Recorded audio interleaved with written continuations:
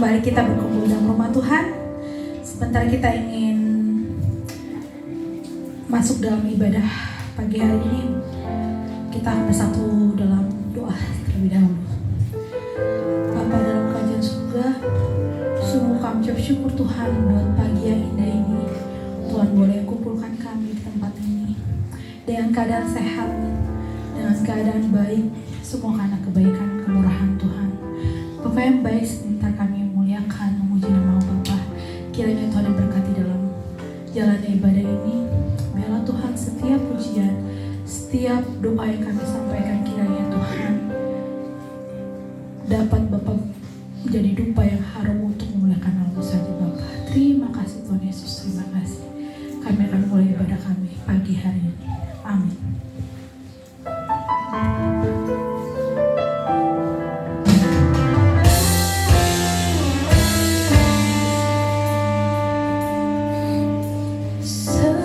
Semusim berlalu,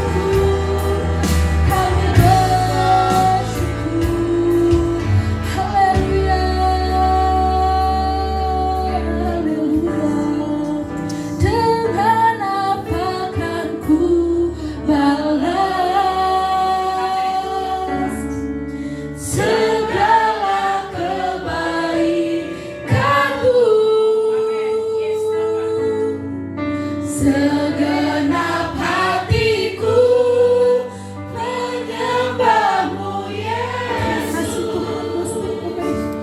Ku bersyukur padamu. Dengan apa kan ku balas segala kebaikan-Mu.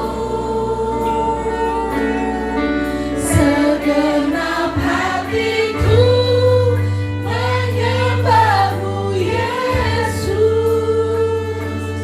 Ku bersyukur padamu. Dengan apa kan ku balas semua kebaikan-Mu Tuhan. Tidak ada habis bisa bagi kita. Segenap hatiku menyembah-Mu Yesus. Ku bersyukur padamu. Dengan apa kan ku balas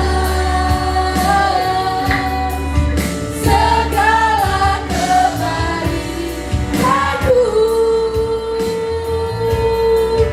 Segenap hatiku menyembah-Mu Yesus.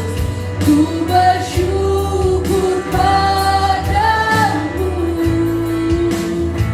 selamanya. Oh, oh, oh, selamanya. Oh, oh,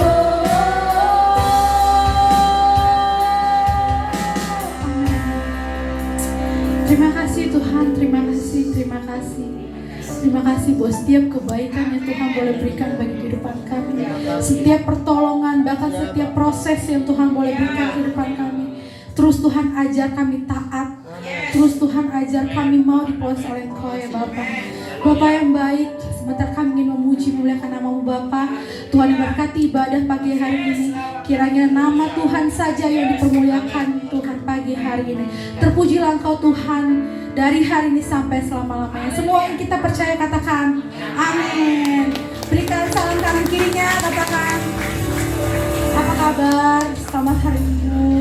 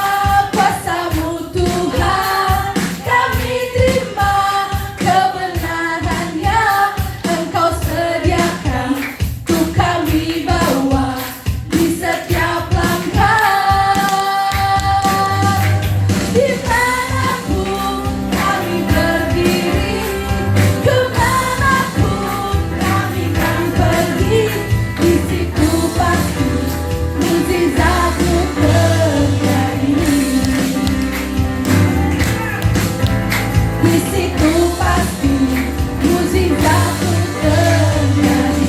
Sekarang kita katakan, di sini pasti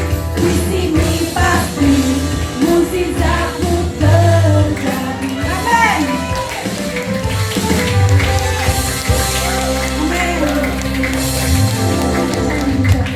Satu pujian lagi, kita mau angkat anggur baru.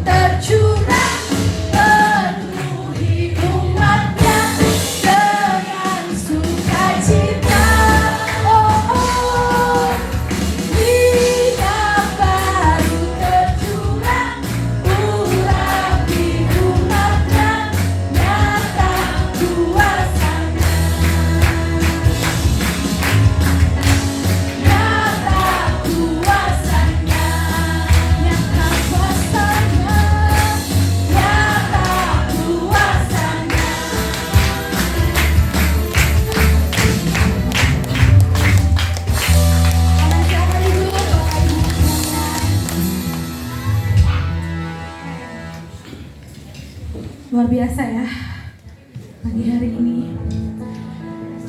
Sebentar kita ingin mendengarkan firman Tuhan. Kita tenangkan diri kita, persiapkan hati kita untuk mendengarkan setiap firman Tuhan pagi hari ini. Terima kasih.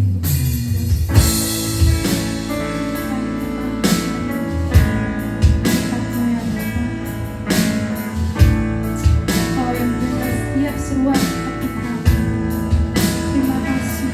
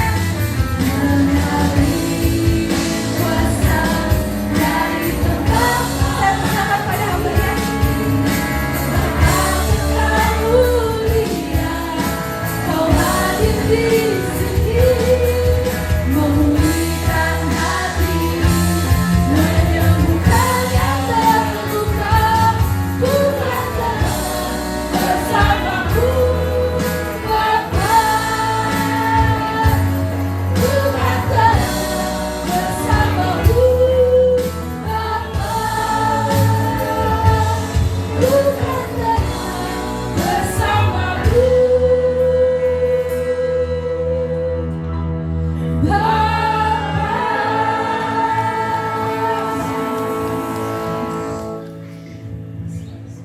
pagi Bapak. Yes. Selamat pagi Yesus. Amen. Selamat pagi Roh Kudus. Terima kasih. Terima kasih Bapak. Ya. Engkau ada di tempat ini. Terima kasih Tuhan. Haleluya. Engkau senantiasa melihat akan hati kami Terima kasih masing-masing. Tuhan. Karena bukan kami yang menemui Engkau. Ya. Terlebih Engkau menantikan kedatangan kami di tempat ini Terima Bapak. kasih Tuhan. Oleh karena itu kami bersyukur. Terima kasih. Kalau pada pagi hari ini kami hadir bersama-sama di tempat ini. Haleluya. Karena kami yakin Engkau ada. Terima kasih Bapak, kami akan belajar tentang firman-Mu Tuhan. Yes.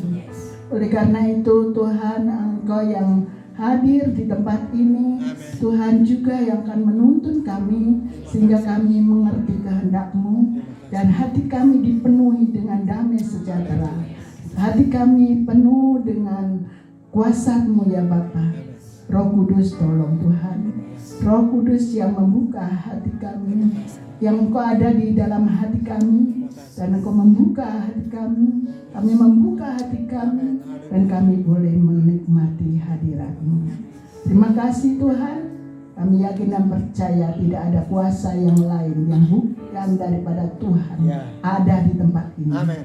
Ada kuasa itu sudah Engkau halaukan Dalam melalui nama Yesus. puji-pujian yang kami naikkan Dalam nama dengan Yesus. sukacita, damai Amin. sejahtera.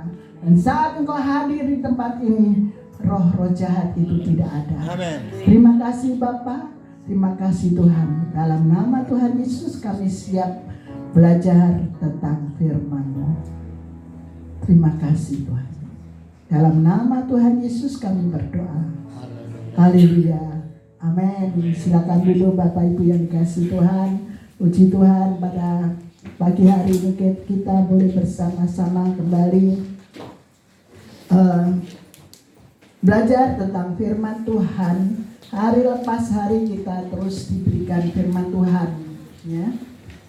Tema yang saya terima kasih untuk WL Singer dan pemusik.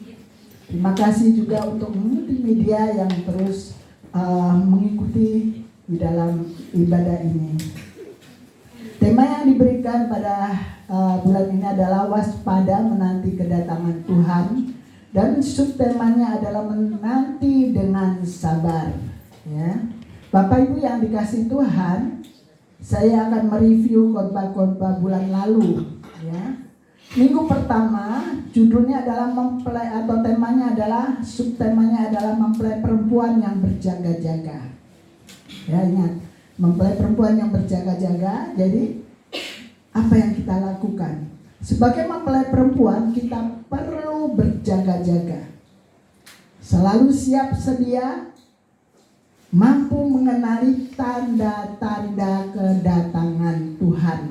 Ya, jadi jangan santai saja. Sekarang mampu mengenali tanda-tanda kedatangan Tuhan. Yang minggu kedua menjadi gadis yang bijaksana. Kita sebagai mempelai perempuan Kristus harus bijaksana. Artinya kita harus mampu mengenali suara pengantin pria. Ya, itu. Yang ketiga, proses menjadi mempelai perempuan. Kita harus menjadi milik Kristus. Ya. Jadi proses itu kan memang bertahap-tahap. Nah, akhirnya kita menjadi milik Kristus. Ya, karena hidupku bukan aku lagi. Ingat ya, hidup kita bukan kita lagi, tetapi milik Kristus. Ya. Yang keempat, menjadi mempelai Kristus yang sejati, yaitu memiliki kasih kepada Tuhan lebih besar dari kasih kepada dunia. Ya. Jadi minggu lalu itu yang kita dengarkan, dan untuk bulan ini nanti ada banyak beberapa tema subtema yang akan kita terima. Oleh karena itu pada pagi hari ini mari kita konsentrasi hati pikiran kita saat berbicara tentang sabar, ya, menanti dengan sabar. Saat menanti dengan sabar, berbicara tentang sabar, kita lihat dulu untuk orang yang gak sabar. Nah, ini selalu terjadi dimanapun, dalam pekerjaan, di sekolah, dimanapun ya, di gereja pun ya, ini terjadi. Aduh, ya, kata Tuhan, anakku mana ya? Ini sudah mau khotbah baru datang. Aduh, sedih Tuhan. Ya, padahal kita kerja itu atau sekolah itu biaya dari siapa? Dari orang tua, Bu. Gaji dari kerjaan. Tetapi apa yang ternyata orang tua pun dari Tuhan. Kita bisa kerja pun itu dari Tuhan. Ingat itu, ya. Jadi waktu ke gereja itu jangan sampai Tuhan yang nunggu. Aduh, anakku belum datang saat. Alasannya apa? Aduh, capek. Dari Senin, Selasa, Rabu, Kamis, Jumat, Sabtu kerja terus. Hari Minggu mau santai dulu lah. Nah, kalau Tuhan sudah kasih santai juga gajinya, ayo. Gimana? Kalau Tuhan sudah kasih santai juga kesehatannya, halo. Kalau Tuhan sudah kasih santai juga dalam jodoh dan sebagainya, yo, gimana? Ya, jangan. Waktu Tuhan sabar menunggu kita, Bapak Ibu Saudara. Ya, saya pernah nggak sabar waktu saya di apotik nunggu obat mata saja, itu kan tinggal ngasih aja. Tapi nunggunya berapa jam itu? Padahal antrinya lama banget. Dokternya cepat. Antri itu yang lama sekali. Dan kita harus bersyukur, Bapak Ibu Saudara, karena Tuhan Yesus memiliki kesabaran yang sempurna. Tuhan Yesus menanti saya 28 tahun. Ya, sampai saya mengenal Dia. Padahal saya tahu bahwa Tuhan sudah memilih saya sejak saya ada di dalam kandungan ibu saya. Kenapa saya tahu? Waktu saya SMP, ibu saya dan bapak saya taruh saya di SMP Katolik, di asrama. Otomatis di sana diproses terus, ya. Saya mengenal Tuhan Yesus, tetapi saya tidak mengenal secara pribadi, karena hanya ya udah lihat anak-anak Katolik aja yang males-males belajarnya. Ngapain ikut pendalaman Alkitab? Ngapain ikut pendalaman Alkitab? Nanti jadi Katolik loh. Saya bilang gitu. Akhirnya dia apa? Nggak jadi, Bapak Ibu Saudara. Ya, itu karena saya tidak mengerti bahwa itulah tuntunan Tuhan supaya saya itu mengenal Dia secara pribadi. Ya, baru 28 tahun. Begitu saya umur 28 tahun baru saya mengenal Dia secara pribadi. Ya. Apa itu kesabaran menurut Alkitab? Kesabaran berarti dengan tekun menuju kepada tujuan, bertahan dalam pencobaan, ataupun dengan penuh harap menunggu tergenapinya sebuah janji. Ya. Kesabaran berarti dengan tekun, ya. Jadi kesabaran itu tetap dengan tekun menuju pada tujuan, bertahan dalam pencobaan. Apapun pencobaan yang ada, tetap kita harus sabar, ya. Ataupun bertahan dan dalam pencobaan ataupun dengan penuh harap menunggu tergenapinya sebuah janji. Karena Tuhan tidak pernah ingkar janji seperti manusia, ya. Tuhan akan tetap menggenapi janjinya. Kapanpun waktunya Tuhan, maka Tuhan akan berikan itu kepada kita. Yang pertama kita akan membahas dulu, yaitu bagaimana jemaat bersabar hingga kedatangan Tuhan. Ya. Berbicara tentang kedatangan Tuhan, tidak ada satupun yang mengerti kapan waktunya. Jangan percaya ya kalau ada tanggal sekian bulan ini tahun ini, jangan percaya. Dan banyak hal sekarang ajaran-ajaran sesat, jangan Tuhan harus hati-hati, ya. Nah, oleh karena itu jemaat yang dikasih Tuhan harus sabar dalam menantikan Tuhan. Ya. Sudah sekian tahun, Bu, dari saya waktu itu umur 10 tahun saya udah dengar Tuhan Yesus mau datang. Sekarang saya sudah 25 tahun tetap belum datang, baru 15 tahun. Ya, Tuhan Yesus menunggu kita berapa tahun? Nah, bagi orang percaya memiliki kesabaran itu hukumnya wajib. Ya, jadi kita harus memiliki kesabaran. Saya juga masih tetap belajar untuk sabar, karena memang kesabaran itu harus diusahakan, bukan datang sendiri. Apa kalau misalnya belum tentu orang yang kalau ada kena dihujat ataupun diapakan diam saja, belum tentu itu sabar. Karena apa? Karena di dalam hatinya ngerumut, ya, di dalam hatinya terus. Nah itu bukan sabar artinya. Ya.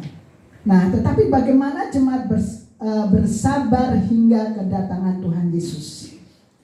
Sabar yang pertama yaitu sabar seperti petani yang menantikan hasil. Ya, ketika seorang petani mulai menebar benih, ya, ada gambarnya seorang petani yang, nah, ini dalam bertani ini lama sekali prosesnya, Bapak Ibu Saudara yang kasih Tuhan. Tanahnya dicangkul dulu kalau sekarang ada alat-alat, ya. Terus digemburkan dulu tanahnya.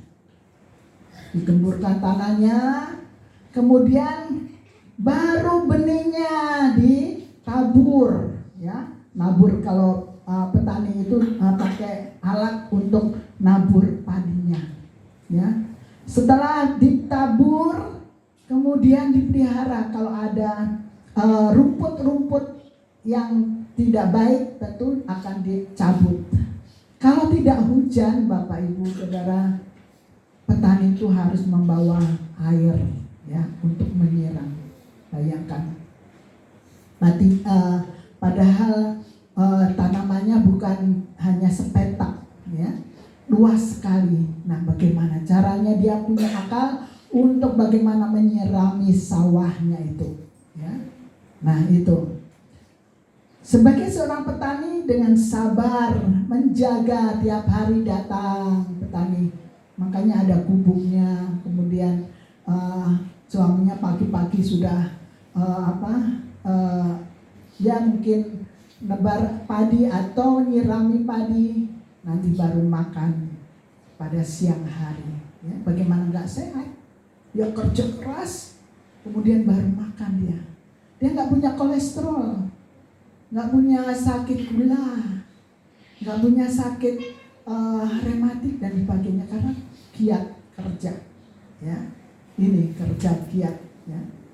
Dengan sabar menjaga dan merawat benih yang ditanam sampai turun hujan untuk menyirami kalau ada hujan. Kalau tidak ada, harus dia sirami dia sendiri. Nah, artinya petani atau siapapun yang menantikan sesuatu tidak hanya berdiam diri, tetapi harus bekerja. Ya. Kalau cuman nanti nunggu aja lah, siapa tahu burung gagak datang disuruh Tuhan, tapi kita nggak kerja apa-apa. Bagaimana Tuhan memberkati? Biar aja lah. Pokoknya nanti kalau misalnya ditanya orang, waduh, ibu ini ya ibu bagaimana bu makannya dan sebagainya? Ya beginilah, ya. Pensiun cuma dikit. Nah, ini berharap siapa? Manusia. Misalnya Bu Sinta tanya, Ma, bagaimana tuh makan sehari-hari? Ya beginilah, nunggu aja kemurahan Tuhan, nunggu aja berkat dari Tuhan, nunggu aja ini dan itu, mana pensiun cuma dikit, terus saya ini, saya itu dan sebagainya. Itu saya tidak berharap sama Tuhan. Artinya saya berharap kepada manusia. Siapa tahu nanti pasti ada pikiran.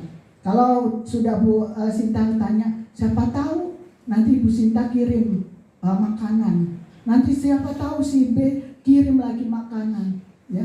Nah, itu berarti saya tidak percaya pada kuasa Tuhan. Saya tidak berharap kepada Tuhan. Saya tidak mengandalkan Tuhan. Tapi masih berharap. Tuhan sudah kasih berkat. Tapi menurut saya sedikit. Maunya yang banyak. Nah, ini bukan orang Kristen yang benar-benar berharap pada Tuhan. Berubah sekarang pikiran, ya. Berapapun diberikan Tuhan melalui siapapun, melalui kantor, melalui pensiunan, mau siapapun, melalui anak dan sebagainya, seberapapun diucapkan terima kasih. Karena itu adalah berkat yang dari Tuhan, bisa kita bertahan bulan lepas bulan itu karena kasih Tuhan, ya. Kalau Bapak Ibu Saudara masih berharap lagi kepada manusia, Tuhan tidak akan kasih berkat. Ingat, pasti kurang terus, ya. Itu yang saya lihat, orang yang terus berharap pada manusia tidak akan diberi sedikit katanya kurang, diberi banyak tetap kurang, ya. Itu dalam Yohanes 12 ayat 24 katakan, sesungguhnya jikalau biji gandum tidak jatuh ke dalam tanah dan mati, ia tetap satu biji saja. Tetapi jika ia mati, ia akan menghasilkan banyak buah. Demikian juga pertumbuhan rohani kita tidak bisa dikerjakan oleh cara atau aturan gereja. Kalau benih firman itu hidup, dia akan tumbuh dan baik. Oleh karena itu kita belajar sabar dalam menjaga hati yang sudah ditaburi benih ilahi, agar tidak kekurangan air Roh Kudus. Bapak Ibu yang dikasihi Tuhan, gereja, orang tua tidak bisa ngatur kalau kita sendiri tidak membuka hati kita, kemudian melembutkan hati kita untuk sadar bahwa kita ternyata masih kurang di hadapan Tuhan, ya, bukan di hadapan manusia loh. Di hadapan manusia mungkin saya dikatakan, Bu Sri itu baik, Bu Sri itu sabar, Bu Sri itu begini, tapi saya tetap mengejar apa kata Tuhan, ya. Makanya saya belajar terus, karena saya bukan mau dilihat orang, wah ke gereja rajin, ya, kemudian bawa Alkitab tebal, tidak pakai tidak pakai handphone, ya, bukan itu. Tapi saya mengejar, berkenan enggak di hadapan Tuhan, berkenan enggak saya di hadapan Tuhan. Itu yang saya kejar, Bapak Ibu Saudara. Karena saat ini apalagi saya sudah umur 75 tahun, ya. Sudah ya, kalau dulu sih waktu masih Tina masih kecil, kalau saya bilang, ya udah tua capek, dia nangis, "Mami jangan tua." "Mami jangan tua, nggak boleh Mami tua." "Kenapa?" "Nanti kalau Mami tua mati," katanya. Ya, itu yang terjadi. Tetapi kenyataannya memang, ya, kita nanti mau tidak mau pastilah Tuhan akan kalau sudah waktunya selesai, Tuhan akan ambil. Itu pulang kita ke sana, ke surga. Nah itu di dalam setiap langkah. Oleh karena itu apapun yang saya lakukan, saya terus evaluasi malamnya. Tuhan, benar enggak Tuhan? Kalau misalnya saya sakit hati, saya nggak cerita ke orang-orang. Saya sakit hati kemarin gini, enggak. Cerita saya ke Bapak. Dan Tuhan yang selalu mengatakan, engkau berdiam diri saja. Aku yang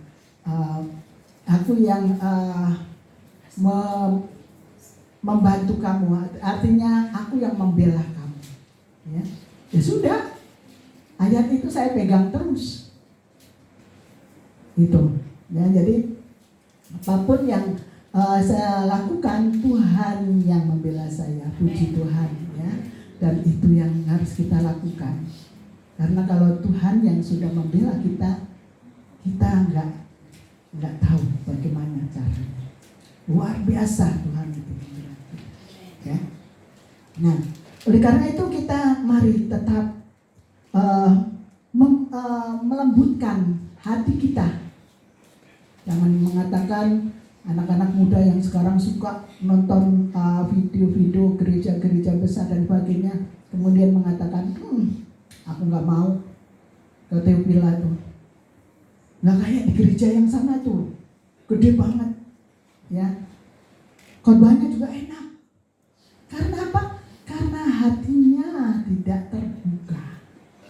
Semua kecuali kalau di sini yang tidak disampaikan yang bukan dari firman Tuhan. Nah itu salah. Tetapi kalau yang disampaikan firman Tuhan, ambil itu firman Tuhan. Roh, misalnya Yohanes 12 ayat 24, di rumah kemudian diolah lagi. Oh ini maksudnya. Ya, itu. Jadi nggak bisa cara gereja. Kalau pujian dinaikkan, disitulah hati kita itu dilembutkan. Ya, yang tadinya marah dari rumah, yang tadinya gelisah dari rumah, yang tadinya ada masalah dari rumah dan sebagainya, begitu mendengar pujian, lembutkan hatimu. Setelah dilembutkan, maka apa yang disampaikan oleh hamba Tuhan, firman Tuhan itu mungkin mau saudara akan terima dengan sungguh-sungguh. Ya, mungkin mengatakan, ya khotbahnya mengenai saya terus, makanya saya malas ke gereja, mengenai saya terus. Bukan, tapi kalau itu yang terjadi, akhirnya tidak dapat apa-apa. Ya, tetapi Tuhan mau kita itu lembut hatinya untuk mendengar firman Tuhan dengan baik. Ya. Jadi pertumbuhan rohani kita tidak bisa dikerjakan dengan cara atau aturan gereja, tetapi kita sendiri yang melembutkan hati kita dan benih firman Tuhan itu taruh, dan kemudian dia terus, Tuhan, benih firman Tuhan ini biar Roh Kudus yang menyirami dengan air dari surga, sehingga menjadikan apa? Tumbuhlah benih ilahi itu. Yang kedua, orang yang sabar melebihi seorang pahlawan. Nah ini, ya, orang yang sabar itu melebihi seorang pahlawan hebat. Amsal 16 ayat 32. Orang yang sabar melebihi seorang pahlawan. Orang yang menguasai dirinya melebihi orang yang merebut kota. Ya, itu dalam Amsal 16. Jadi orang yang sabar melebihi seorang pahlawan. Orang yang menguasai dirinya melebihi orang yang merebut kota. Kalau tadi sabar itu digambarkan sebagai orang yang menanti hasil. Kalau tadi sabar itu digambarkan sebagai seorang yang menantikan hasil. Tetapi sekarang kesabaran yang diinginkan Tuhan adalah sabar dalam penderitaan. Sabar menghadapi fitnah, sabar menghadapi berbagai situasi dan masalah. Ya. Jadi sabar menghadapi eh, penderitaan, sabar menghadapi fitnah, sabar menghadapi berbagai situasi dan masalah. Mari kita lihat dulu gambar yang ketiga. Gambar atau video ya, yang ketiga ini. Nah, bisa dibuka videonya enggak nih? Ini adalah anak yang dalam pesta untuk sekolahnya. Jadi mereka memakai sepeda, tapi sepedanya hanya roda satu saja, ya, satu roda. Nah, semua jalan, ada satu anak yang ternyata ada kerusakan sepedanya. Tapi anak ini nggak langsung loncat, nggak langsung loncat, kemudian minggir, ya, supaya nggak mengganggu yang lain. Enggak, tetap dia usahakan terus sampai gurunya datang, ya, sampai gurunya datang menolong. Nah, pada saat itulah akhirnya dia memperoleh pertolongan dan berhasil, ya, di dalam kesabarannya itu ada hasilnya. Ya, akhirnya ikut terus mengadakan kegiatan itu sampai selesai, ya. Nah, itu adalah gambar tadi. Sesuatu yang tidak terduga terjadi ketika siswi ini kesulitan mengendarai sepeda roda satu di tengah upacara pembukaan olahraga. Tidak peduli seberapa keras gadis kecil itu berusaha, dia tetap tidak dapat menyeimbangkan dirinya di atas sepeda. Ketika semua temannya lewat satu persatu, dia menjadi pusat perhatian yang membuatnya merasa frustrasi. Sementara beberapa orang melihatnya sebagai kegagalan, guru olahraganya bergegas untuk memberikan bantuan. Dengan sedikit motivasi dan kepercayaan dari gurunya, gadis kecil itu mampu mengendarai sepeda seperti teman-temannya. Karena terkadang, semua yang kita butuhkan hanyalah sedikit dorongan. Ya, makasih. Nah, itu. Jadi dia berusaha, tapi ternyata ada yang menolong. Demikian juga dalam kehidupan kita. Di dalam Yakobus 5 ayat 10,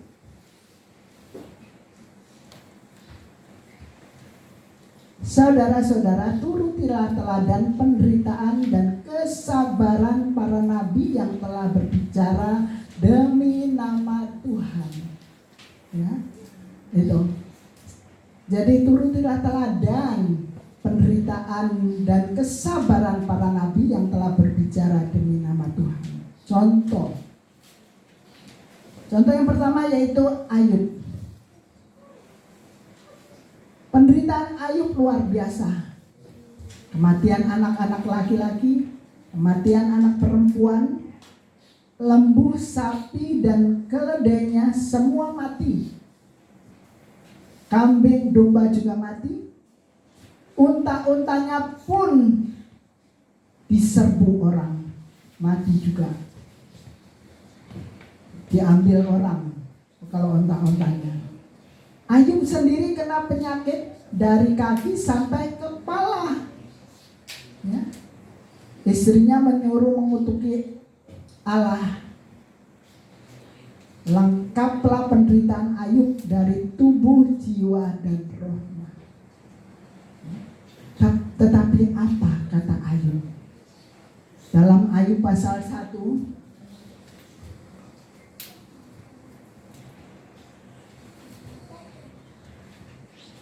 di dalam Ayub pasal 1 saya bacakan saja. Maka berdirilah Ayub lalu mengoyak jubahnya dan mencukur kepalanya, kemudian sujudlah ia dan menyembah.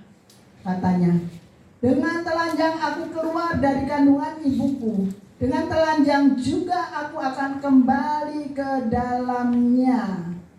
Tuhan yang memberi, Tuhan yang mengambil. Terpujilah nama Tuhan. Relakah kita melakukan itu? Rela nggak kita? Janganlah Bu, susah payah cari harta, susah payah cari rumah. Ya, saya dengar khotbahnya Ibu Sinta hari Rabu, saya terharu sekali karena anak-anaknya kalau mau beli rumah, kalau beli tanah, tanya Tuhan dulu. Ya, itu kehendak Tuhan bukan? Itu, ya, itu yang terjadi. Ya, kalau anak-anak sudah diajarkan untuk terus bertanya kepada Tuhan dari kecil sampai dewasa, anak-anak itu tidak akan menyusahkan kita.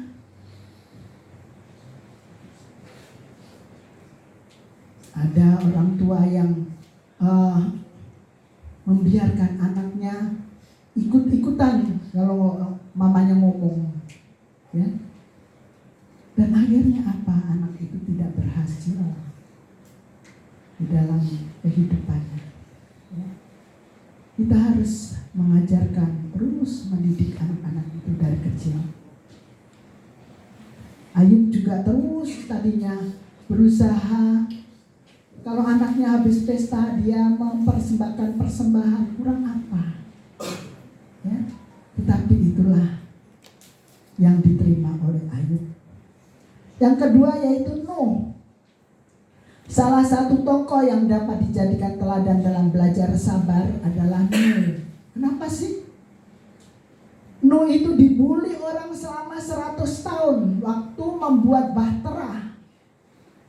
Setiap hari dia naik gunung. Setiap hari terus dia dibully orang. Belum lagi dia ada di dalam bahtera selama 370 hari. Nah itu. Jadi kalau kita ada bully sedikit, sudah nggak mau ke gereja lah, nggak mau inilah, nggak mau itulah, nggak mau melayani. Itu, ya, kita harus ikut Nuh, ya. Bapak Ibu mungkin hari ini keras ya firman Tuhannya, karena saya rindu semua diberkati dengan berkat rohani yang melimpah dan imannya itu teguh kuat, ada goncangan sedikit, tidak mudah lemah. Ya. Allah mendatangi Abraham ketika ia berumur 75 tahun dan mengatakan bahwa ia akan menjadi seorang ayah, leluhur dari suatu bangsa yang besar. Tapi berapa lama Abraham harus menunggu? 24 tahun. Ya, Abraham harus menunggu 24 tahun. Dan Tuhan mengingatkan terus kepada kita, nantikanlah Tuhan. Itu diingatkan dalam perjanjian lama itu sekitar 43 kali. Nantikanlah terus. Nah, Bapak Ibu yang dikasihi Tuhan, akhirnya kita akan mengakhiri firman Tuhan pada pagi hari ini. Bagaimana kita menunjukkan kesabaran yang merupakan karakteristik dari Kristus, ya. Jadi terus ya, kita arahnya kepada Kristus. Bagaimana menunjukkan kesabaran itu? Yang pertama, kita harus bersyukur kepada Tuhan. Jadi reaksi pertama ketika terjadi hal-hal yang tidak kita inginkan adalah bersukacita dalam kehendak Allah. Berat itu, Bu. Ya berat. Itu yang harus dilakukan. Berat memang, tapi ya dikatakan bahwa itu adalah karakteristik dari Kristus, ya. Jadi orang Kristen itu bukan mau ke gereja supaya sembuh sakitnya, mau ke gereja supaya diberkati. Bukan itu saja, tiap hari Tuhan memberkati kita. Tiap hari Tuhan memberikan kesembuhan buat kita. Tapi apa balasan kita? Ya. Benarkah kita kita bisa bersukacita sesuai dengan kehendak Tuhan saat kita menerima satu masalah besar. Ya, itu. Tuhan tidak ingin kita datang ke gereja hanya karena saya mau sembuh. Itu hal kecil, ya, hal kecil buat Tuhan. Ya. Yang kedua, kita harus berusaha memahami rencana dan tujuan Tuhan. Kita harus memahami rencana dan tujuan Tuhan. Oleh karena itu, kalau kita berusaha memahami rencana dan tujuan Tuhan, maka kita terus balik lagi membacanya di dalam Mazmur 1 ayat 1 itu. Tentang apa sih? Jangan kita berkumpul dengan jangan kita menuruti nasihat orang fasik. Itu. Jadi nggak boleh kumpul-kumpul, boleh. Tapi nasihat orang fasik jangan didengar. Siapa orang fasik itu? Orang yang tidak takut Tuhan. Ada di gereja nggak, Bu? Ada. Ke gereja tapi tidak takut Tuhan. Nah, itu nasihat orang fasik itu. Nasihatnya pasti hal-hal yang tidak sesuai dengan firman Tuhan. Apalagi berdiri di jalan orang berdosa, ya tentu kita udah tahu, dia berdosa, nggak mau saya berdiri dekat dia. Ya. Duduk dalam kumpulan pencemooh. Duduk dalam kumpulan pencemooh yaitu mengolok-olok kebajikan. Kalau orang berbuat baik sesuai dengan firman Tuhan, diolok-olok. Wah, dia mah enggak. Dia mah karena dilihat orang aja, ya. Tetapi kenyataannya enggak. So tahu dia ya. Atau mengumbar kejahatan, ya, mengumbar kejahatan. Nah itu yang tidak boleh. Nah Bapak Ibu yang dikasih Tuhan, yang ketiga kita harus mengingat janjinya Tuhan. Ya, kita harus mengingat janji Tuhan. Apa sih janjinya? Allah turut bekerja dalam segala sesuatu untuk mendatangkan kebaikan bagi mereka yang mengasihi Dia. Ibu saya kan juga mengasihi Tuhan loh. Ya. Dilihatnya iya. Kenyataannya di rumah nggak pernah baca firman Tuhan. Ya. Istri dan anak-anaknya aja yang disuruh, atau suaminya dan anak-anaknya yang disuruh. Istrinya sibuk capek. Jadi kita harus ingat bahwa Allah turut bekerja. Oleh karena itu, kalau ada segala sesuatu hanya kepada Tuhan. Ya, saya bersyukur, berterima kasih kepada jemaat yang pada saat saya telepon, saya WA, tahun depan masih mau melayani nggak? Mau, ya, puji Tuhan. Tapi ada juga yang nggak mau yang itu, Bu, tapi yang ini aja. Oke, sama. Ya, di hadapan Tuhan. Yang penting kita melayani Tuhan. Ya, itu. Nah, pada Bapak Ibu yang dikasih Tuhan, pagi hari ini kita akan menerima perjamuan kudus. Oleh karena itu, kalau pada pagi hari ini ada hal-hal yang mungkin Bapak Ibu Saudara merasakan bahwa, waduh, hari ini benar-benar aku diingatkan oleh Tuhan. Jangan mengatakan ditemplak ya. Tuhan tidak pernah mentemplak. Tuhan tidak pernah menghajar kita, tetapi Tuhan mengingatkan kepada kita melalui firman-Nya. Karena ini pun bukan hanya untuk Bapak Ibu Saudara, tapi juga untuk saya. Karena saya juga terus perlu belajar untuk kesabaran dalam menantikan. Mari kita datang kepada Tuhan melalui pelayanan yang Maha Kudus.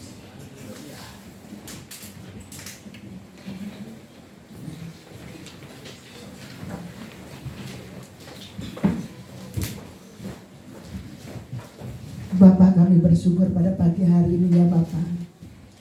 Kami mengucap syukur untuk firman Tuhan yang kami terus Tuhan akan belajar untuk lebih dan lebih baik lagi.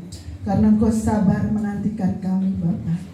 Biar kami juga sabar terus Tuhan menantikan kedatangan Tuhan.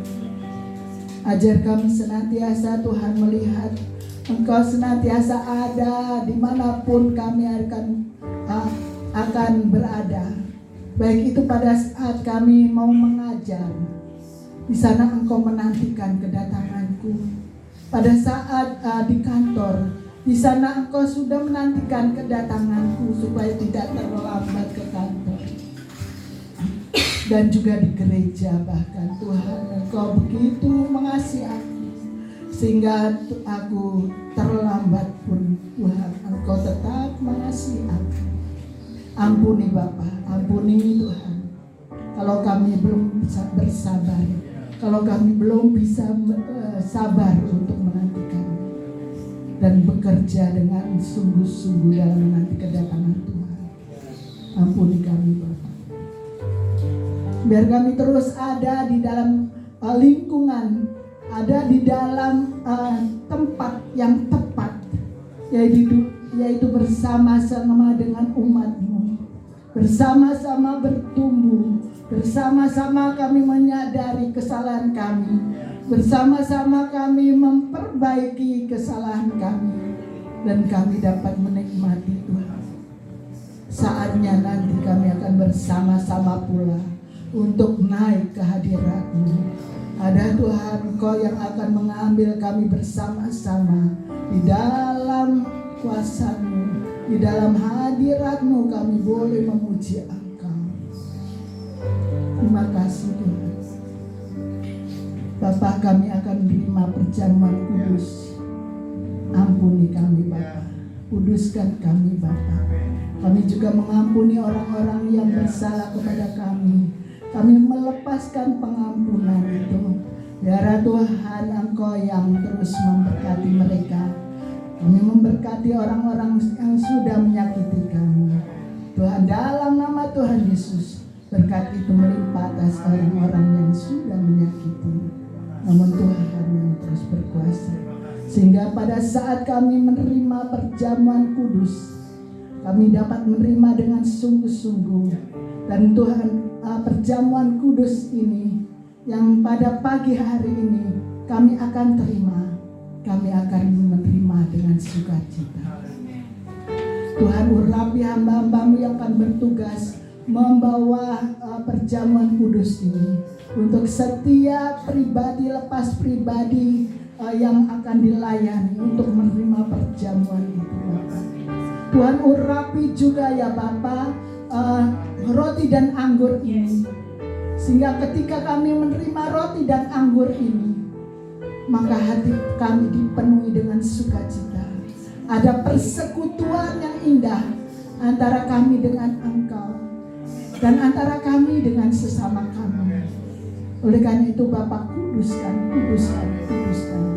Karena Tuhan sudah memberikan, menjamah roti dan anggur ini dan menguduskan roti dan anggur. Terima kasih Tuhan.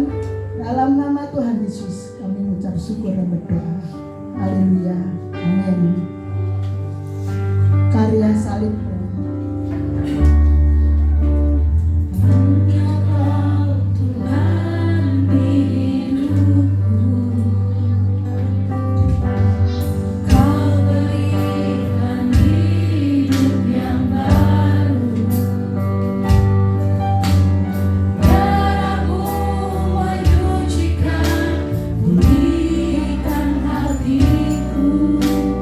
Ku nyatakan Kaulah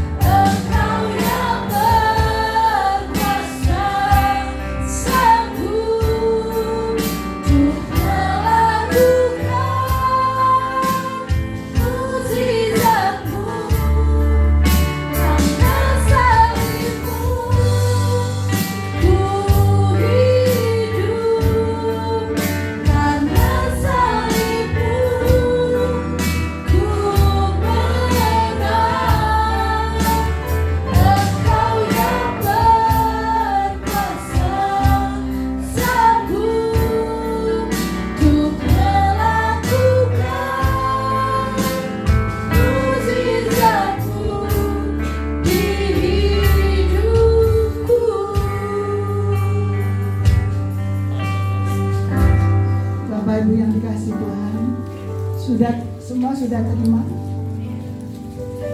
Angkat tinggi-tinggi di atas kepala. Saya akan bacakan firman Tuhan.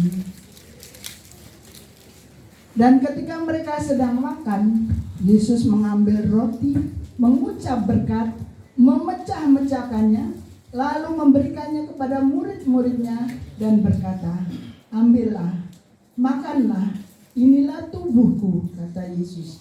Mari kita makan bersama-sama di dalam nama Tuhan.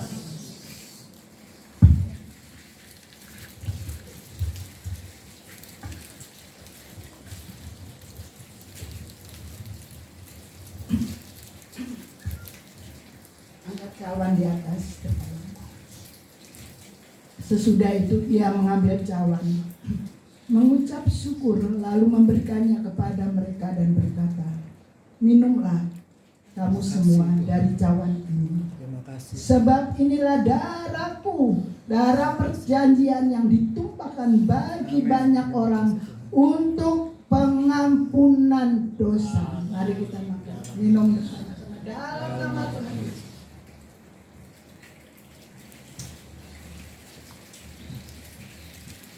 Mari kita mengucap syukur. Haleluya. Terima kasih Tuhan. Karya penebusan. Katakan kepada Tuhan. Terima kasih. Ucapkan terima kasih kepada Kami Tuhan. ucap syukur. Kasih setia kepada Tuhan. Perbuatan Tuhan yang dahsyat dan ajaib, yang tidak dapat dilakukan siapapun. Kalau kita merasakan hari-hari ini kita berat menghadapi kehidupan, Tuhan Yesus sudah melakukan itu untuk kita semua. Dia mati, Ya Bapak. dia disalib, dia dihujat, Haleluya. bahkan terus dicambuk dengan begitu beratnya untuk kita semua, untuk kita yang saat ini merasakan paling sulit dalam hidup kita, yang saat ini merasakan bahwa kita orang yang paling tidak berharga, orang yang paling tidak bisa melakukan segala sesuatu. Ingat, semua itu sudah ditanggung oleh Tuhan Yesus. Terima kasih. Dia sudah menanggung kesakitan kita. Dia sudah menanggung semua beban kita. Dia sudah menanggung segala hal. Ira papa so.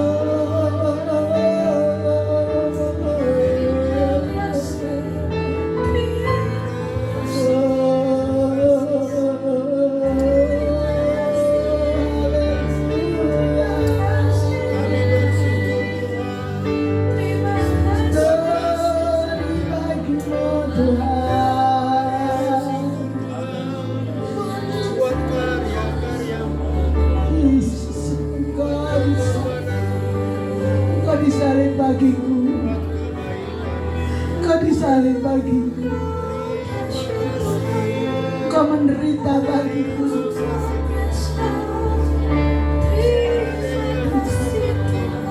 Engkau menderita bagiku ya. Sedang kami masih belum puas, seringkali kami, Tuhan, masih menyalibkan Engkau juga ya Bapa. Di dalam segala kegiatan kami, di dalam ucapan kami, di dalam hati kami mau masih terus menyalibkan Engkau. Oh, haleluya. Pada pagi hari ini lepaskan itu semua. Lepaskan semua yang menjadi beban dalam hidupmu. Lepaskan karena sudah ditanggung oleh Tuhan di kayu salib. Jangan membuat lagi dia terus tersalib. Jangan membuat dia lagi terus Engkau salibkan.